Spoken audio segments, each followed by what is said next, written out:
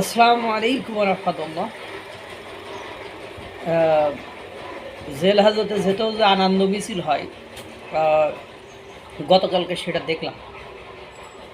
বৈষম্য বিরোধী ছাত্র আন্দোলনে হামলাকারীদের বিরুদ্ধে নাকি লোহাগড়ায় মামলা করা হয়েছিল।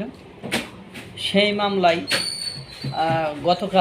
গতকালকে না, হ্যাঁ, গত পরশু বৃহস্পতিবার 48 জন আওয়ামী লীগ, ছাত্রলীগ, যুবলীগ, এদের নেতাকর্মীরা যাদের বিরুদ্ধে মামলা হয়েছে তারা একযোগে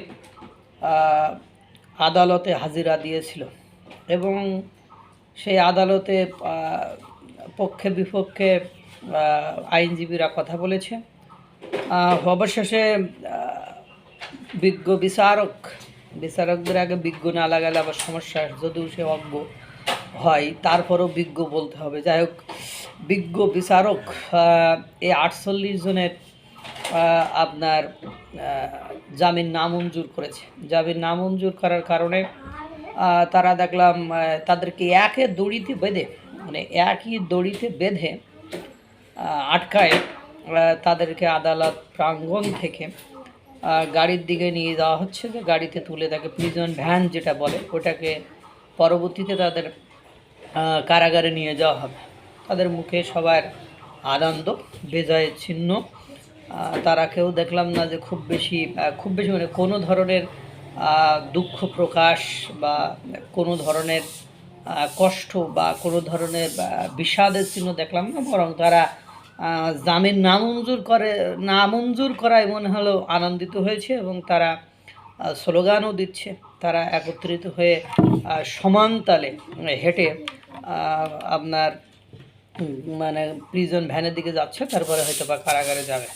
কারণ তারা জানে যে এই সময় আপনি জঙ্গিবাদরা যদিও মুক্তি পায়, জামিন পায়, আওয়ামী লীগ, ছাত্রলীগ, যুবলীগ এই নাম হলেই আপনার তাদেরকে আটকায় দেওয়া হবে, এটাই স্বাভাবিক। সুতরাং এখানে হতাশ হওয়ার কোনো কারণ নেই। কারণ আপনারা জানেন সিরাজগঞ্জে কিছুদিন আগে আপনার সেখানকার সাবেক এমপিকে আদালত জামিন দিয়েছিল।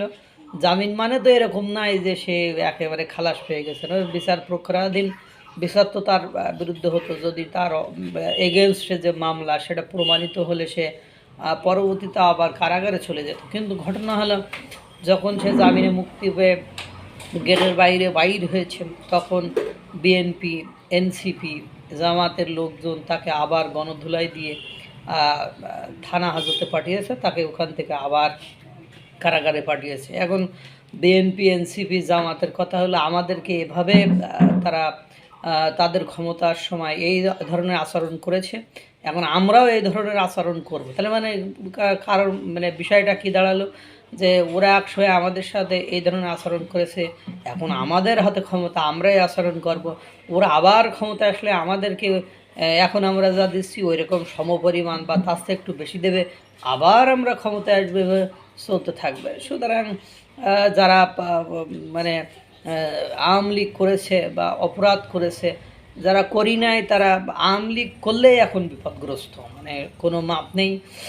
তো একসময় দেখা যাবে এরকম যারা বিএনপি, এনসিপি, তারপরে জামাত করছে, তারাও কিন্তু এই বিপদে পড়বেন। কারণ আমরা বাঙালিরা কখনো অতীত থেকে শিক্ষা নেই না, যার কারণে মানে একজন যে অন্যায় করেছে আমরা ওই অন্যায়ের পথে হাঁটতে স্বাচ্ছন্দ্য বোধ করি। আশা করি আল্লাহ তাআলার এই অন্ধকার সময়টা পার করে একটা সুসময় বাংলাদেশে এনে দিবে। আল্লাহ তাআলা সকলকে ভালো রাখুক, সুস্থ রাখুক। আসসালামু আলাইকুম ওয়া রাহমাতুল্লাহ।